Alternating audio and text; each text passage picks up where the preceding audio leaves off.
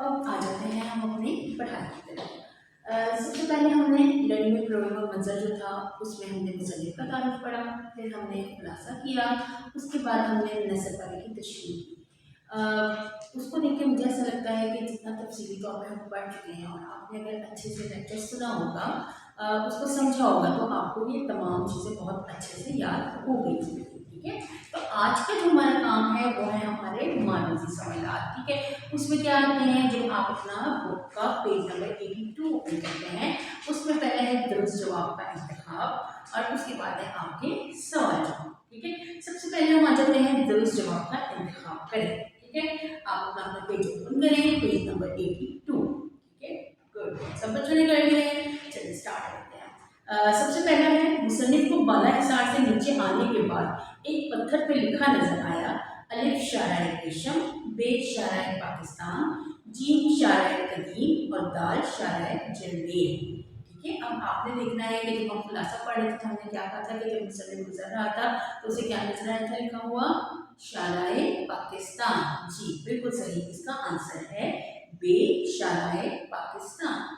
इसी तरह हम दो पे आ जाते हैं। दो पे है, वादी पिशावर नजर आ रही थी, अलिफ रेगजार, बे मर्गजार, जीम वीरान और दाल सरसब्ज। वादी पिशावर कैसे नजर आ रही थी? जी बिल्कुल, वादी पिशावर नजर आ रही थी सरसब्ज, मतलब इसका आंसर है दाल सरसब्ज। नंबर 3, मरहूम ने हिंदुस्तान का दरवाजा कहा था, अलिफ लंडी कोटल को, बे पिशावर को, जीम हिंद को और दाल नौशहरा को। ठीक है, तो इसका आंसर है जीम हिंद को। 4, अटक का नाम रखा था, अलिफ महमूद गजनवी ने, बे शहाबुद्दीन गौरी ने, जीम अकबर आजम ने और दाल शेरशाह सूरी ने। ठीक है, तो ये हमने पढ़ा भी था ना कि कौन सा बादशाह था जिससे नाम रखने का बहुत शौक था, वो थे अकबर आजम, मतलब इसका सही आंसर है जीम अकबर आजम। सिखों का मशहूर गुरुद्वारा वाक़ है, अलिफ नौशहरा में, बे अटक में, जीम हसन अब्दाल में और दाल वाह में। तो इसका आंसर है जीम हसन अब्दाल में। जी बिल्कुल सही। अब नंबर 6, नौशहरा के करीब आ जाने की पहचान थी, अलिफ दरिया सिंध, बे दरिया काबुल, जीम दरिया हर और दाल दरिया समन। तो इसका आंसर है नौशहरा के करीब दरिया काबुल। जब देखा था तो क्या मतलब था कि क्या करीब आ गया है, नौशहरा, तो मतलब इसका सही आंसर है बे दरिया काबुल। ठीक है प्यारे बच्चों, ये हमने दुरुस्त जवाब का इंतखाब ठीक कर लिए हैं। अब हम आ जाते हैं अपने सवाल जवाब की तरफ। अच्छा, सवाल जवाब के वक्त हमें क्या करना होता है? सवाल जवाब के वक्त हमें करना होता है जिस तरह हमने पेज हेड करना है। पेज हेड करने के लिए सबसे पहले आपका उन्वान, उसके बाद आपने हेडिंग मेंशन करनी है सवाल जवाब। सवाल जवाब के बाद अगर आप सवाल नंबर 1 कर रहे हो तो आपने 1 नंबर लिखना है, उसके बाद आपने सवाल लिखना है तो आप लिखें, नहीं लिखना तो आप फर्स्ट वर्ड पर डॉट लगा सकते हैं और उसके बाद जवाब लिखने के लिए जवाब की हेडिंग और उसके बाद उसका आंसर। ठीक है, मुसन्निफ को दूर से वादी पिशावर कैसी नजर आ रही थी? मुसन्निफ को दूर से वादी पिशावर सरसब्ज नजर आ रही थी। ठीक है, मुसन्निफ को दूर से वादी पिशावर कैसी नजर आ रही थी? मुसन्निफ को दूर से वादी पिशावर सरसब्ज नजर आ रही थी। इसका आंसर ये है। नंबर 2, महमूद गजनवी ने राजा जयपाल को किस जगह शिकस्त दी थी? महमूद गजनवी ने राजा जयपाल को हिंद के मुकाम पर शिकस्त दी थी। इसका आंसर क्या है? महमूद गजनवी ने राजा जयपाल को हिंद के मुकाम पर शिकस्त दी थी। नंबर 3, अटक का किला किस दरिया के किनारे बनाया गया है? अटक का किला दरिया सिंध के किनारे बनाया गया है। किसके किनारे बनाया गया है? अटक का किला दरिया सिंध के किनारे बनाया गया है। वो कौन सा बादशाह था जिसे जगहों के नाम रखने का बहुत शौक था? वो हमने पढ़ा भी था ना, बादशाह अकबर को जगहों के नाम रखने का बहुत शौक था। मोरखन के नजदीक लाहौर से काबुल जाने वाली शाहराह पर हसीन तरीन मंजिल कौन सी है?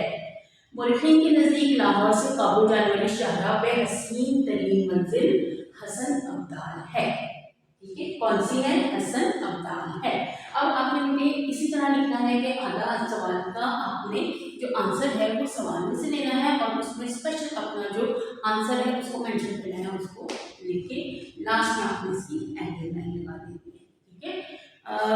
ये तमाम चीज़ें आपकी हो गई हुई हैं, ठीक है। अच्छा, इसके बाद हम आते हैं, आपके जो बुक है उस पर है अल्फाज के मुतरादिफ लिखे, ठीक है। मुतरादिफ मतलब सेम मीनिंग, इजी करके हम उसकी मीनिंग लिखते हैं। तो पहला वर्ड क्या है? पत्थर। पत्थर का मतलब है संग। नंबर 2 शौक, उसका है लगन। तीसरा है हैरत, हैरानी। आबादियाँ, बस्तियाँ। दिलचस्प, दिलपजीर। हुदूद, सरहदें, ठीक है। अब उसके नीचे सवाल नंबर 4 है, दर्ज अल्फाज के मुतज़ाद अल्फाज लिखे। इससे पहले हमने मुतरादिफ लिखे हैं, वो सेम लिखे हैं, और मुतज़ाद मतलब एक दूसरे के ज़िद या एक दूसरे के उलट। उसमें है तमाज़र। तमाज़र का मतलब होता है गर्मी, तो उसका उलट क्या है? ठंडक। गुमनाम, नामवर। शहाना, फकीराना। अव्वल ज़िक्र, आखिर ज़िक्र। कदीम, जदीद। दाखिल, खारिज, ठीक है। अच्छा, अब उसके बाद आपका है सवाल नंबर 5। इसमें है दर्ज से अल्फाज से मुज़क्कर और मुअन्नस अल्फाज अलग अलग करें। ये है अब आपके तज़कीर व तानीस, ठीक है। क्योंकि देखिए मुज़क्कर मुअन्नस में हम क्या कहते हैं, लड़कियां जो है वो मुज़क्कर है, लड़की जो है वो मुअन्नस है। लेकिन बेजान अशिया की जो हमने मुज़क्कर मुअन्नस लिखना होता है उसको हम तज़कीर व तानीस कहते हैं।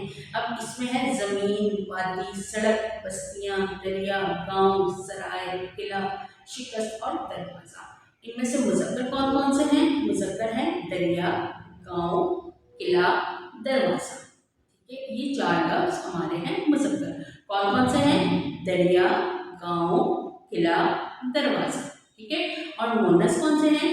वादी, सड़क, बस्तियाँ, सराय, शिकस्त, ज़मीन, ठीक है। कौन से हैं? वादी, सड़क, बस्तियाँ, सराय, शिकस्त और ज़मीन, ठीक है। और इसके बाद अच्छा जी, अब उम्मीद है आपको ये मालूम सवाल बहुत अच्छे से समझ आ गए होंगे। अब आप जल्दी से जाएं, अपने रजिस्टर पे लिखें इसे और अपना काम कंप्लीट करें, ठीक है। ओके बच्चों, अपना ख्याल रखें। अल्लाह हाफ़िज़।